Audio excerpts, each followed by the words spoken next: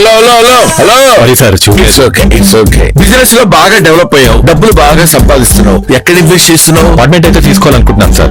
పక్కా vastu, quality construction, strong management, 24 hours water supply, పైగా time కి delivery. అర్థమైంది, నీకు ఎలాంటి ఫ్లాట్ కావాలో నాకు అర్థమైంది. మన ఎంఆర్ కన్స్ట్రక్షన్స్ వాళ్ళు గుంటూరుకు 3 వైపులా అద్భుతమైన అపార్ట్మెంట్స్ కడుతున్నారు. లామ్ లో రాధాకృష్ణ, గుజ్జనగూడలో యువి అర్బనైట్, తెనాలి రోడ్ లోనేమో కేవీ రెసిడెన్సీ. వెళ్ళి మోడల్ ఫ్లాట్ చూసుకో, బ్రహ్మాండమైన ఫ్లాట్ కొను. ఎంఆర్ కన్స్ట్రక్షన్స్ మీ ఇంటిని అందంగా నిర్మిస్తాం. బ్రహ్మానందం చెప్పాడని కాదు, ఒకసారి అపార్ట్మెంట్ వచ్చి మోడల్ ఫ్లాట్ చూసుకుని బ్రహ్మాండంగా ఉందంటేనే కొనుక్కోండి.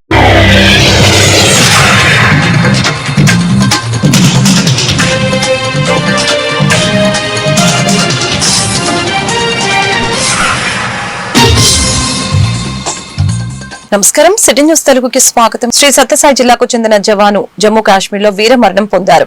గోరంట్ల మండలం గడ్డంతండా పంచాయతీ కల్లి తండాకు చెందిన మురళీ నాయక్ మృతి చెందినట్లు కుటుంబ సభ్యులకు శుక్రవారం ఉదయం సమాచారం అందింది.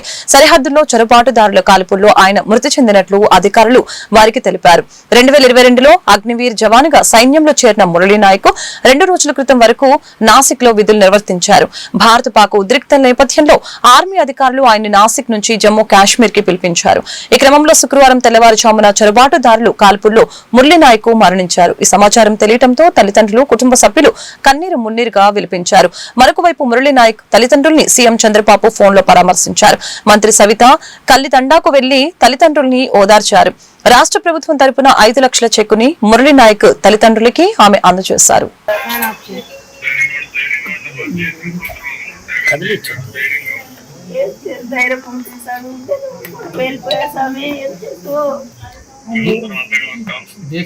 దేశం కోసం చనిపోయాడు సార్. కానీ మేము అనాథలు అయిపోతాం సార్. ఉండే కూడా సార్ 2-3 ఉంటే బాధపడను సార్. ఏం చేయాలి? సరే సార్, సరే.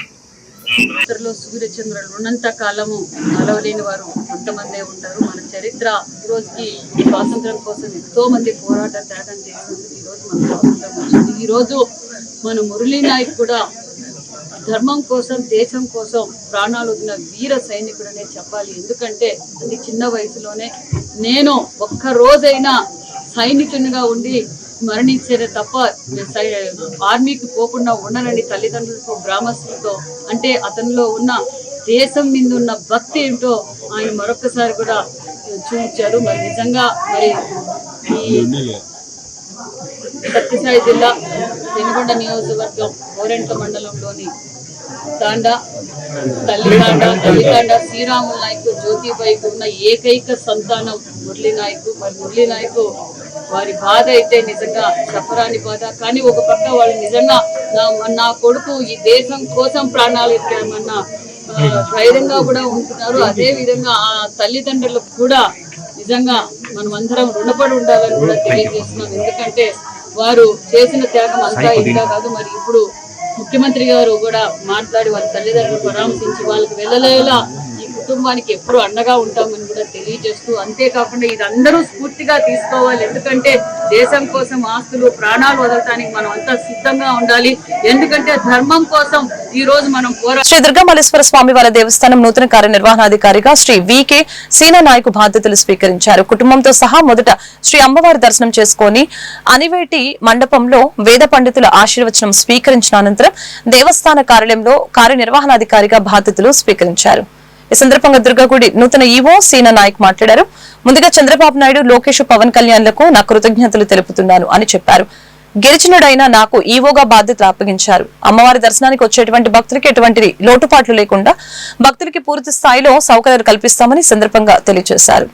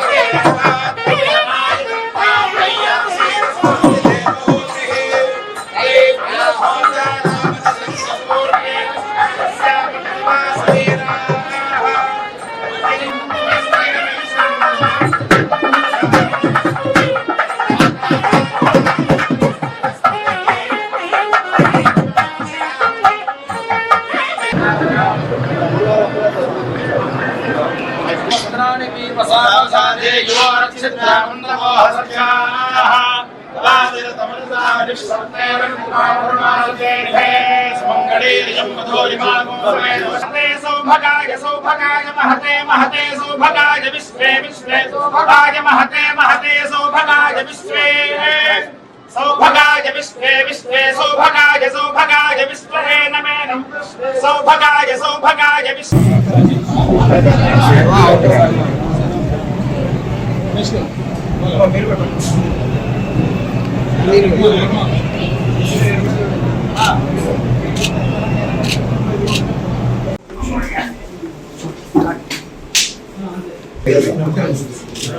అమ్మా అమ్మా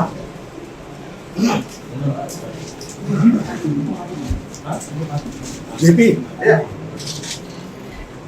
5 నిమిషాలు ఉంటాయి వెళ్తే వీళ్ళందరూ బయటికి వెళ్తే విలేకరులందరూ బయటికి వెళ్తే 5 నిమిషాలు చూడండి.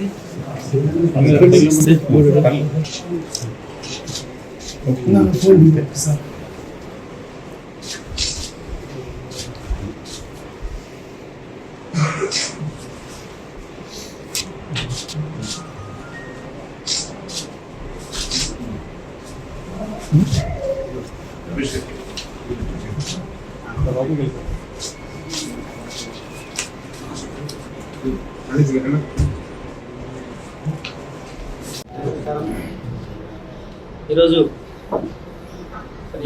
దుర్గామాత ఆశీస్సులతోటి ఈరోజు ఈ యొక్క ఎగ్జిక్యూటివ్ ఆఫీసర్గా బాధ్యత తీసుకోవడం జరిగింది. ముఖ్యంగా ఈ అవకాశం కల్పించిన పెద్దలు మన రాష్ట్ర ముఖ్యమంత్రి వర్యులు శ్రీ నారా చంద్రబాబు నాయుడు గారికి ప్రత్యేకంగా ధన్యవాదాలు తెలియజేస్తున్నాను.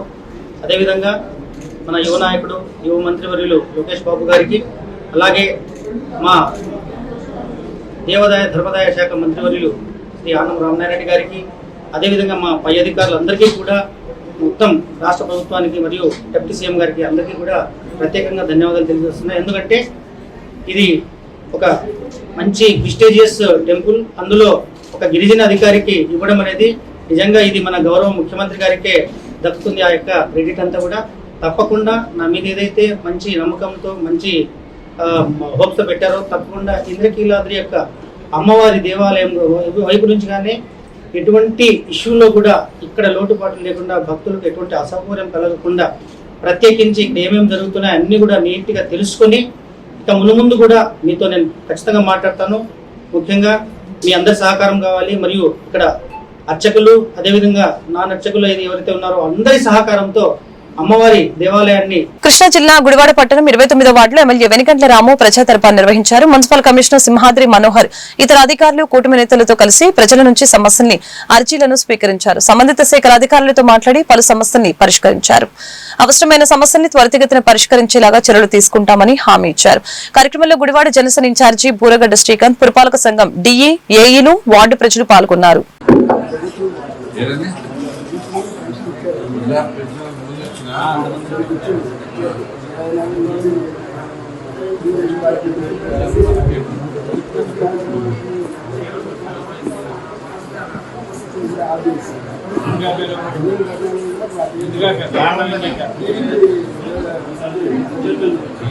సభ్యత్వం ఉందని ఆపుతారు కానీ ఏదో కారణం చెప్తారు. ఇల్లు కరెంటు ఏదో ఉంటుంది కదా, ఇల్లు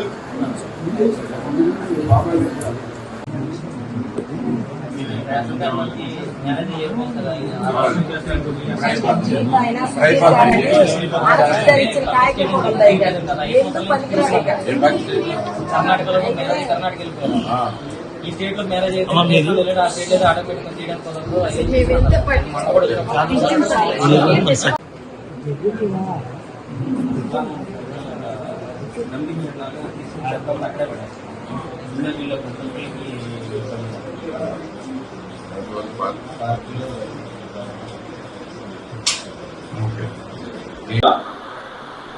మిమ్మల్ని అందరినీ పార్టీ ఆఫీస్కో లేకపోతే కుదరకో కాకుండా మీరున్న చోటకే వస్తే అవకాశం ఉంటే వాటిలో కూడా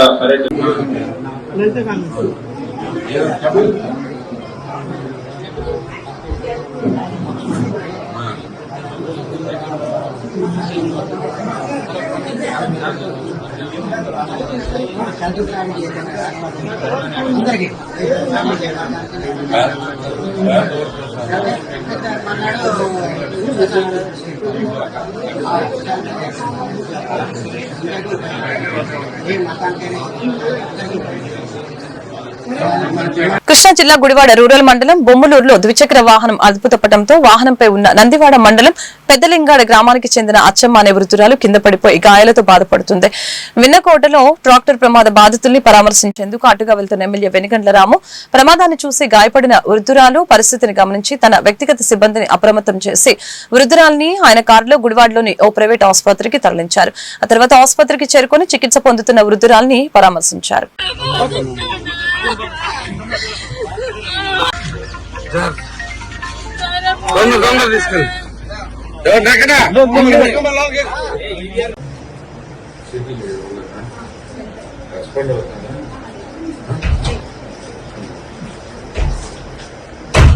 కృష్ణా జిల్లా గుడివాడ రైల్వే స్టేషన్ లో రాత్రి 11 గంటల సమయంలో పోలీసుల ముమ్మర తనిఖీలు భారత పాకిస్తాన్ మధ్య నెలకొన్న యుద్ధ వాతావరణంలో భాగంగా కేంద్ర ప్రభుత్వ ఆదేశాల మేరకు గుడివాడ ప్రభుత్వ రైల్వే పోలీసులు రైల్వే ప్రొటెక్షన్ పోలీసులు 2 టౌన్ పోలీసుల ఆధ్వర్యంలో అనుమానిత బ్యాగుల్ని తనిఖీ చేసి వారి వివరాల్ని సేకరించారు. కార్యక్రమంలో ఆర్పీఎఫ్ పోలీసులు గుడివాడ 2 టౌన్ ఎస్ఐ జాస్మిన్ మరియు సిబ్బంది పాల్గొన్నారు.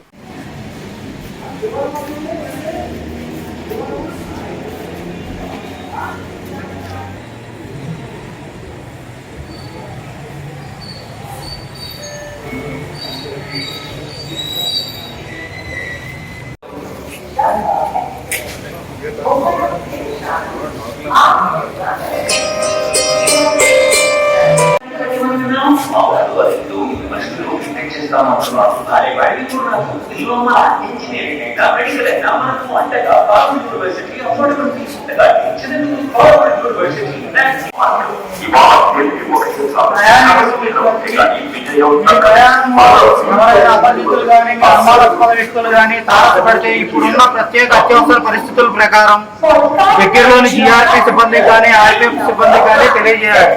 మీరు రైల్వే ప్రయాణం చేయ టైంలో ఏమైనా అనుమానంగా కనిపించినా బ్యాగులు కానీ అనుమానాస్పదంగా కనిపించినా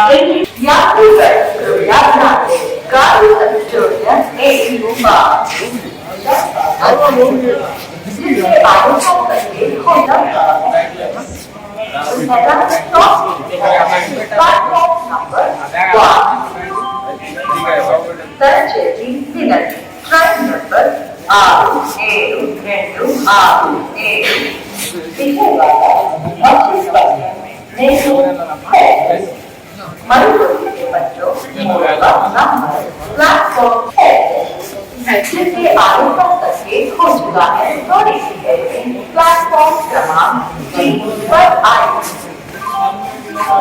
For kind attention of passengers, train number 6. ఏమైనా వస్తువులు అనుమానంగా కనిపించిన రైల్వేలో గల జిఆర్పీ వారికి ఆర్పీఎఫ్ వారికి వెంటనే తెలియజేయవలసిందిగా కోరుకుంటున్నాం.